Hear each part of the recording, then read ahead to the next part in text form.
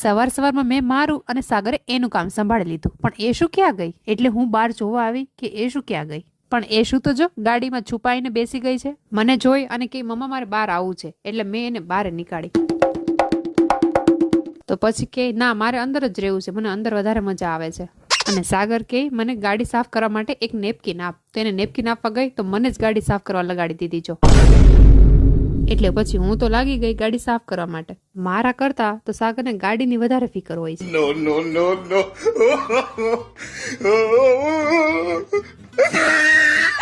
ગાડી તો સાફ નથી કરતા, ઉપરથી મારા ઉપર પાણી ઉડાડે છે. પછી તો હું કઈ મૂકું? મસ્તી કરતા કરતા ટાઈમ ક્યાં નીકળી ગયો એ જ ખબર ના પડી. પછી સાંજે તો નાઈ ધોઈને તૈયાર થઈ ગયા અને નીકળી ગયા ધારી જવા માટે. રસ્તામાં સાગર બતાવતા હતા કે અમે નાના હતા ત્યારે આ નદીમાં નાતા હતા. અને એ સાંભળતા સાંભળતા ધારી ક્યારે આવી ગયું એ જ ખબર ના પડી.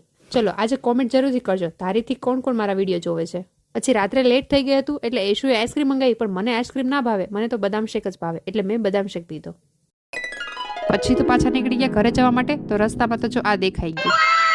ગીરની ધરતી ઉપર હોય અને આવા ખુલ્લા પ્રાણીઓ જોવા ન મળે એવું તો ક્યારેય બને જ નહીં.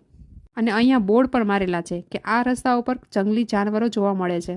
મળીએ નેક્સ્ટ વિડીયોમાં. વિડીયો પસંદ આવે તો લાઈક, શેર અને સબસ્ક્રાઈબ કરજો. બાય.